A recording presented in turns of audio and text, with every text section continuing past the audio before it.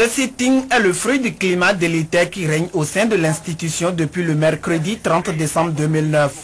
En effet, ce jour, le personnel du SAPSENA a boycotté la cérémonie de réjouissance à laquelle l'équipe de Léon Humpé lui a confié pour exprimer son mécontentement et exiger le paiement des primes.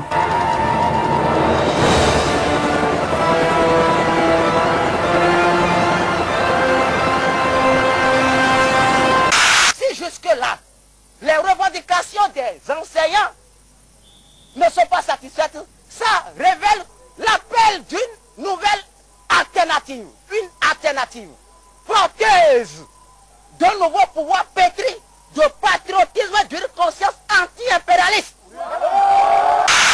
L'autre manœuvre qui nous prive de nos libertés, c'est l'incitation à la création des syndicats jaunes, des syndicats émergents, des syndicats patriotes, des syndicats de toute nature, des syndicats des enseignants émergents.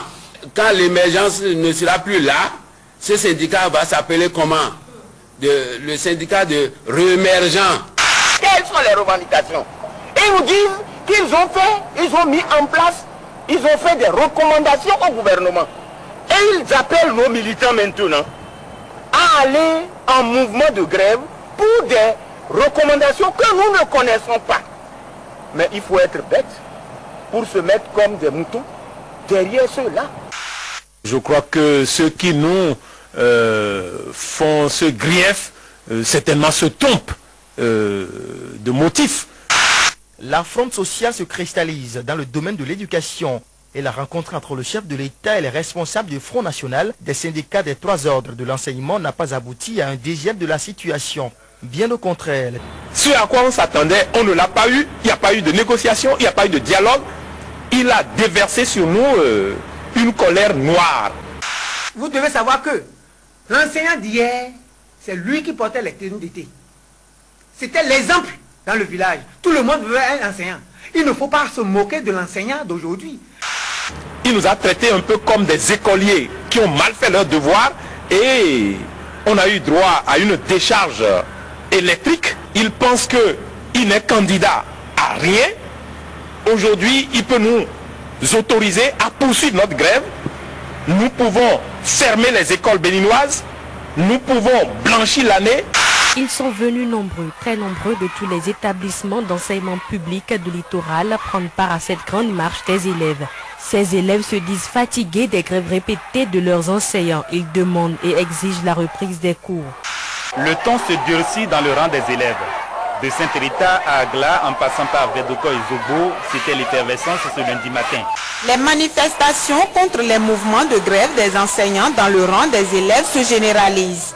Emboîtant le pas à leur homologue du littoral, les élèves d'Abomey étaient descendus nombreux dans les rues ce mardi matin.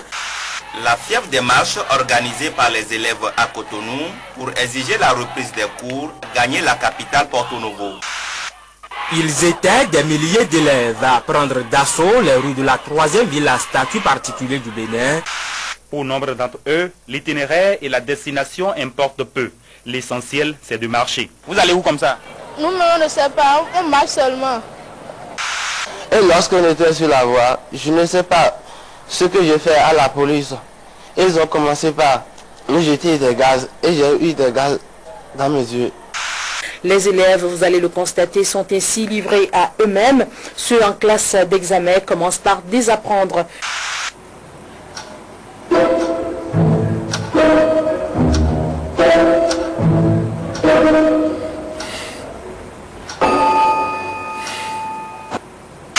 L'un de nos camarades, étant allé chercher son salaire du mois d'avril, a perçu 13 000 francs.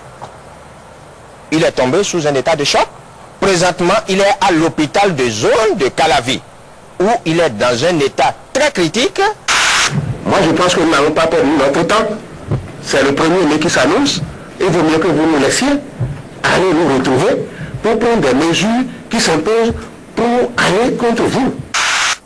Sur les 4 ministres, il n'y a qu'un ancien un ancien qui n'est pas souvent permanent dans la salle quand nous faisons les réunions. Quelle réponse vous pouvez nous donner à l'heure actuelle, monsieur le ministre, porte-parole, non, ancien porte-parole du gouvernement? Bon, je ne voudrais pas revenir sur bon, tout ce qui a été dit. L'essentiel, c'est que la session puisse se pencher sur les questions d'importance. N'acceptez pas jouer un tel rôle, parce que le président Yahya Bonnet a l'habitude de balayer. Parce que si vous parlez mal encore ici maintenant, il peut y avoir remaniement ministériel ce soir. Sur les lieux de la manifestation, un fort déploiement militaire. C'est une manière pour les autorités d'éviter tout débordement, puisqu'à l'intérieur du stade, les forces coalisées de la mouvance présidentielle se regroupent aussi. Le président Yahya Bonnet est en train de sauver les secours sociales. Pourquoi pas nous, les collectivités locales? Nous sommes fâchés contre le gouvernement de Yahya Bonnet. Nous sommes fâchés. Je vous remercie. Ah oui. Parce que tous les jours, même ce matin, on a dit à Goraye contre nous. On a cité, on a dit Azoua, Tordimo, Lokosu. Voilà les trois qu'on a cités ce matin que j'ai écouté. À partir de cet instant-là, nous aussi nous avons besoin de 4 corps. Aussi bien dans nos voitures, si on n'en a pas, on va remorquer ça sur les motos. Il aura fallu plus de 5 heures d'attente pour voir enfin exhumer le cadavre qui serait celui de Pierre Hubin Daïvo, cadre du ministère des Finances disparu depuis le 17 août 2010 à l'âge de 50 ans. Non. Vous l'avez reconnu, oui ou non, madame? Non, moi je ne l'ai pas reconnu puisque je n'ai pas été voir. Le travail de la justice se fait loin du bruit. La justice n'aime pas le bruit et le bruit n'aime pas non plus la justice. J'ai l'impression que le gouvernement de changement a mis un bâton lourd dans ses oreilles et n'entend plus rien que de grands bruits. Et quand il n'y a pas de grands bruits, il n'entend pas. Nous pensons que le bruit ne vient que de commencer aujourd'hui. Et parmi ces bruits à venir, une gigantesque marche en vue à travers Cotonou. Les habitants de Serre rejettent la thèse selon laquelle c'est le corps de Pierre Hubin Daïvo. Hier, ils réclamaient la justice, mais aujourd'hui, ces manifestants accusent la justice et l'appareil d'État avec. Ce n'est pas lui, le chef de l'État. Lui n'est jamais informé de rien. Il faut désormais qu'il commence par s'informer. Sinon, le jour où sera informé, il ne sera plus assis là-bas. Donc, lorsqu'on a posé ce problème-là au chef de l'État, il a dit, ah bon? Ah bon? Mais il savait où? Il est où? Comment il s'appelle? Mais comment il s'appelle même? Mais je ne savais pas. Ça veut dire que c'est encore... On ne savait pas. Vraiment. Donc moi j'étais tranquille, j'ai fait comme ça. Et si c'était moi, qu'est-ce qu'on allait dire même? Je souhaite simplement que...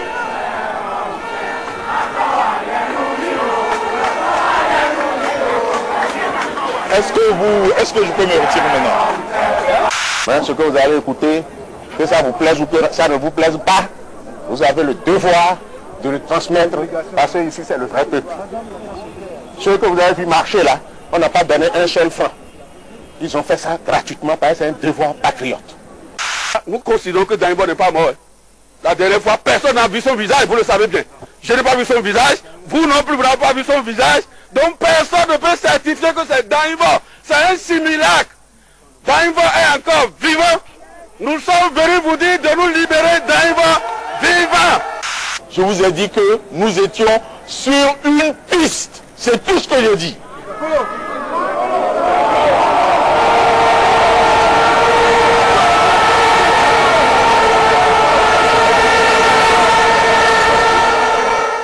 Je n'ai rien dit d'autre. Nous trouverons l'assassin s'il y en a eu, ou si Daïvo est vivant, nous le retrouverons. Le ministre de l'Intérieur perturbe le président de la République et l'empêche de dormir. Parce que, il dit, ici, pour le respect scrupuleux des présentes inscriptions, Il donne des instructions à qui? Il va donner des instructions aux syndicats. On relève du ministre de l'Intérieur. Donc vous voyez que déjà nous violons ces instructions. Et nous allons violer de façon violente les instructions de ce ministre nouveau. La marche de protestation des militants de l'Organisation de défense des droits de l'homme et des peuples prévue pour hier matin n'a pu se tenir. Très tôt dans la matinée, un fort déploiement d'hommes entrés a bloqué l'entrée à la Bourse du Travail. Nous avons affaire à un pays émergent. Non. Nous sommes à Lomé. Mais vous êtes quoi au niveau de la santé? Est-ce que vous réfléchissez un peu au niveau du secteur santé? C'est un enseignant qui va faire ça? On vous a réquisitionné une première fois, on ne vous a pas payé. Et vous acceptez une deuxième fois. Qu'est-ce que vous voulez? Qu'est-ce que vous ne voulez pas? Allô? De la blouse, les voilà en tenue civile. Ils sont toujours réquisitionnés, leur a-t-on lancé, mais cette fois-ci pour leur domicile respectif. Je demande, monsieur le docteur Boni Yahi, d'écouter les infirmiers pour qu'ils cessent la grève. Parce que vraiment,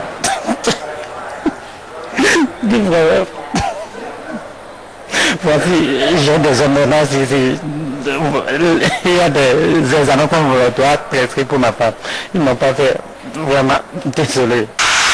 Qu'est-ce que vous pouvez faire aujourd'hui à Cotonou avec un salaire de 30 000 francs alors que le loyer, une chambre, un salon à Cotonou dépasse largement 17 000. Ces agents de liaison ne sont même pas en mesure de se nourrir. Ces agents de liaison ne sont même pas capables de se prendre en charge en cas de maladie. Ces agents de liaison ne sont même pas capables de prendre en charge leur famille. Le tableau est triste. Monsieur Eric, vous avez dit que ça répond. La chanson déjà, applaudissez pour être d'accord.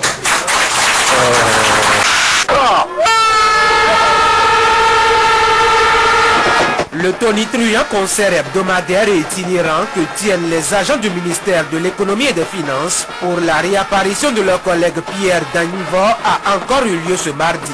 Percer les oreilles de ceux qui n'entendent pas souvent.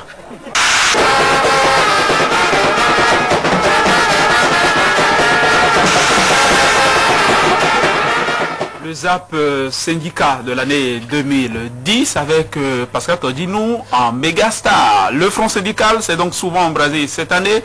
C'est même une cocotte minute à Fagnon qui a survécu à une décharge électrique mais présidentielle. Et puis, il y a eu beaucoup d'autres choses. Le chef de l'État qui a annoncé qu'il n'était candidat à rien du tout. Vous voyez, les choses changent. Hein. Je commence par André Dossa, l'étude décryptage. Difficile. C'est un cocktail assez fourni d'éléments qui ont marqué l'année 2010 sur le front syndical notamment. En plus de quelques-uns que vous avez soulignés, Winner, je voudrais noter la forte mobilisation autour, pour la cause de Danivo. On est parti d'abord de sit-in au ministère des Finances pour arriver finalement à des concerts de Vuvuzela, puis peut-être l'un a oublié le Sator qui constitue le dernier événement dans ce sens-là. C'est très important. Le ministre de la Justice a dit que la justice n'aimait pas le bruit et que les gens ne devaient pas faire du bruit. Et ça, au contraire, on a eu l'effet contraire, les concerts de Vuvuzela et tout, même les secrétaires généraux de centrales syndicales qui soufflent aussi dans les Vuvuzela. Alors, de l'autre côté, on a vu notre ami Bernard Lani d'abord, ancien ministre de l'enseignement secondaire, boire un petit coup de bissap pour... Coca-Cola, c'est du Coca-Cola. Vous étiez là? François, est-ce que vous étiez là? Est-ce que François était là? Vous n'étiez pas là? Peut-être qu'il s'est remis, Ne vous contentez pas des images, ça a la même couleur que la boisson. Il est déjà plus sérieuse dont vous parlez. Assez sérieusement, très sérieusement. Il est désormais ancien ministre. Peut-être qu'il s'est mis au régime Bissap, même si ce n'était pas du Bissap au départ. Moi j'ai vu du Bissap. Vous avez vu du Bissap déjà? J'ai vu du Coca-Cola. En tout cas, ces deux sont très très bonnes. C'est pas le plus important. De toute façon, il avait besoin de temps. C'était un peu pour souffler un peu.